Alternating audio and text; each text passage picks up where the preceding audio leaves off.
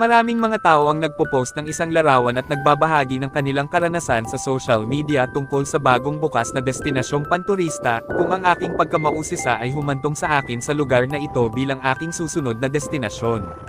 Bago ako nagpasyang pumunta sa nasabing lugar, nagsaliksik muna ako at nangongolekta ng ilang impormasyon tungkol sa bagong turistang destinasyong ito sa Baybay City, kung paano ko makukuha ang kanilang at bilang aking gabay upang marating ang tinatawag na 16,000 Blossoms, Lintaon ang Peak, na matatagpuan sa Pamponan Village, Baybay Leyte sa tuktok ng Burol. Sinisimbolo nito ang Charter Day ng Baybay Leyte na taglagas noong 15 ng January 2024.